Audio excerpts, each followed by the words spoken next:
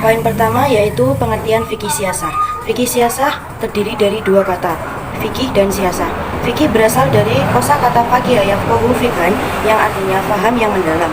Siasah berasal dari kata sasa yasusu isasatan yang berarti memimpin, mengurus dan mengembala. Misalnya ia mengatur urusan untuk kebaikannya. Fikih siasah atau disebut siasah syariah yang secara etimologis dengan tambahan ya nisbah adalah sesuatu yang bersifat syar'i. Sedangkan secara terminologis didefinisikan oleh Abdul Wahab Khalaf yang artinya pengelolaan keadaan umum pemerintahan Islam untuk terciptanya kemaslahatan dan terhindarnya kerusakan dengan tidak bertentangan dengan ketentuan syariat Islam dan prinsip-prinsip umum syariah meskipun tidak sejalan dengan pendapat para ulama mujtahid. Bahwa yang dimaksud Abdul Wahab Khalaf dengan masalah umum umat Islam adalah segala hal yang membutuhkan pengaturan dalam kehidupan mereka, baik di bidang perundang-undangan, keuangan, regulasi, dan moneter, peradilan, eksekutif, maupun masalah dalam negeri ataupun hubungan internasional.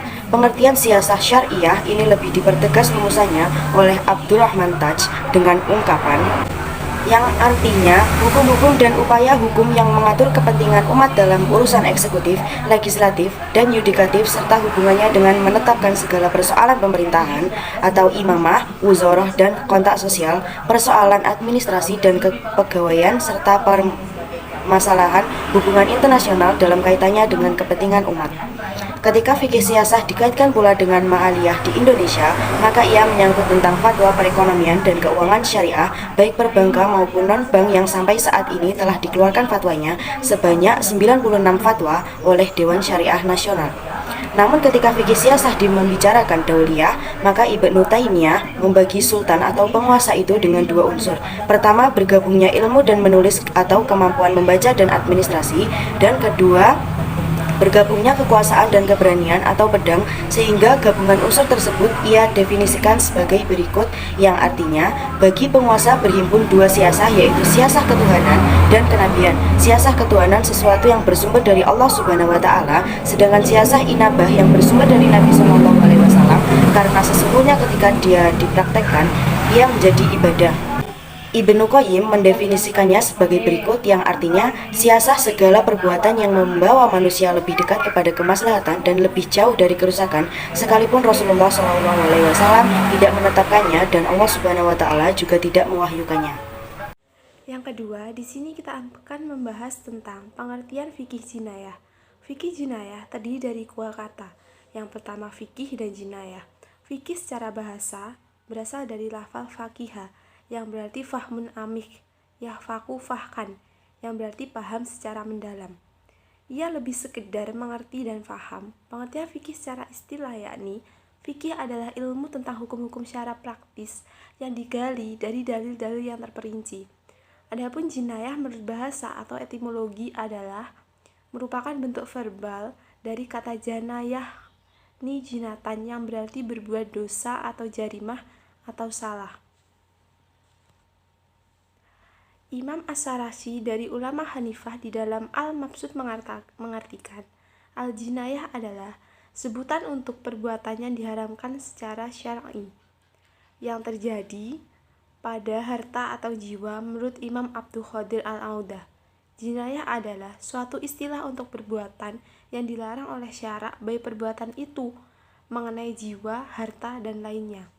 Apabila kedua kata tersebut digabungkan, maka pengertian fikih jinayah adalah ilmu tentang hukum syara yang berkaitan dengan masalah perbuatan ilmu tentang hukum yang berkaitan dengan dilarangnya dan hukumnya yang diambil dari dalil-dalil terperinci. Selain pengertian dari fikih jinayah, ada pula macam-macam dari fikih jinayah. Yang pertama adalah pembunuhan disengaja, pembunuhan tidak disengaja, dan pembunuhan semi sengaja. Yang pertama adalah pembunuhan disengaja. Pembunuhan yang disengaja ini adalah pembunuhan yang sengaja dilakukan oleh seorang mukhalaf terhadap seorang manusia yang dilindungi darahnya dengan apa yang secara meyakinkan dapat digunakan untuk membunuhnya. Yang kedua adalah tentang rukun-rukun yang memenuhi pembunuhan yang disengaja tersebut, yaitu pembunuhan adalah orang yang normal akalnya, balik, dan sengaja melakukan pembunuhan. Yang kedua, yang terbunuh adalah manusia yang darahnya dilindungi. Maksudnya, darahnya tidak boleh ditumpahkan. Dan yang ketiga adalah ayat yang digunakan dalam pembunuhan pada umumnya. Dapat digunakan untuk membunuh.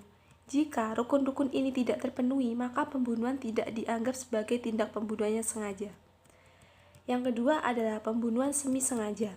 Pembunuhan semi sengaja ini adalah mukhalaf yang bermaksud membunuh seseorang yang dilindungi darahnya dengan menggunakan sesuatu yang biasanya tidak digunakan untuk membunuh, seperti memukulnya dengan tongkat ringan, menggunakan batu kecil, tamparan dengan tangan, atau dengan cambukan, dan semacamnya. Jika pukulan itu dilakukan menggunakan tongkat ringan atau batu kecil 1, 2, 3 kali, lantas orang yang dipukul tersebut akan mati lantaran kena pukulan itu. Maka dia ini adalah pembunuhan semi sengaja. Jika pemukulan di tempat yang menimbulkan kematian atau orang yang dipukul kecil, dia tidak merasakan sakit, umumnya bisa mati lantaran pukulan seperti ini, atau dia kuat hanya karena melakukan pukulan secara terus-menerus sehingga yang dipukul tersebut mati, maka itu adalah pembunuhan yang disengaja. Kemudian pembunuhan tidak disengaja adalah pembunuhan yang dilakukan oleh seorang mukallaf yang melakukan tindakan yang boleh dilakukan olehnya seperti memanah binatang buruan atau membidik senjata ke suatu arah yang tujuan, yang dinamakan dengan pembunuhan tidak sengaja. Terima kasih. Poin selanjutnya yaitu sumber dan ruang lingkup siasah. Sumber fikih siasah dibagi menjadi 3. Yang pertama yaitu Al-Quran dan As-Sunnah. Dan yang kedua yaitu sumber-sumber tertulis dalam Al-Quran dan As-Sunnah. Yang ketiga, peninggalan kaum muslimin yang terdahulu. Lain halnya dengan Ahmad Sukarja yang mengungkapkan bahwa sumber kajian fikih siasah berasal dari manusia itu sendiri.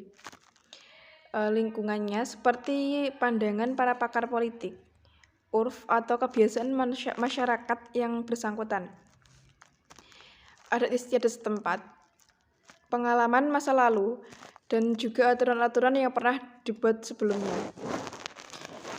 Metode yang digunakan untuk mempelajari fikih siasah adalah metode usul fikih, yang antara lain yaitu qiyas, ihtisan, marsalah mursalah, istisab, zari'ah, sad zari'ah, uruf yang terangkum dalam kajian ilmu usul fikih seperti kaidah-kaidah fikih. Misalnya berijtihad dalam hal maslahat yang dilakukan oleh Khalifah Abu Bakar dengan menunjuk Umar bin Khattab sebagai penggantinya. Ijtihad Khalifah Umar dengan memilih 6 orang sahabat tim senior untuk bermusyawarah memilih Utsman bin Affan sebagai penggantinya. Ijtihad Khalifah Utsman itu yaitu menerapkan azan yang kedua kali untuk sholat fardu, sholat Jumat, dan ijtihad Ali bin Abi Thalib membakar kelompok Rafidhah. Begitu pula dengan kaidah-kaidah fikih yang dijadikan dalil untuk menentukan kebijaksanaan politik dan pemerintahan. Misalnya seperti kaidah kebiasaan masyarakat dalam dijadikan sebagai hukum. Misalnya kebiasaan seseorang yang minum teh setiap hari ketika sarapan pagi, atau kebiasaan sebagian masyarakat ketika memberi mahar perkawinan oleh calon mempelai pria kepada calon mempelai perempuan sebelum pernikahan. Selanjutnya yaitu sumber hukum jinayah. Sumber hukum jinayah ada 3, yaitu yang pertama Al-Quran, kedua Sunnah Nabi Muhammad, yang ketiga Ar-Ra'yu. Al-Quran adalah sumber ajaran Islam yang pertama yang digunakan untuk mengatur hukum yang berkaitan dengan kepercayaan dan ibadah kepada Allah, dan hukum-hukum yang berkaitan dengan interaksi kemanusiaan yang bersifat horizontal. Yang kedua yaitu Sunnah Nabi Muhammad. Sunnah Nabi Muhammad merupakan sumber ajaran Islam yang kedua yang bisa dijadikan juga sebagai sumber hukum jinayah. Yang ketiga yaitu Ar-Ra'yu atau penalaran, yaitu penggunaan akal manusia dalam menginterpretasi ayat Al-Quran dan Sunnah yang bersifat umum, mulai dari ijma' atau konsensus, istishad, maslahat mursalah, sadus syariah, Dan yang terakhir yaitu urf.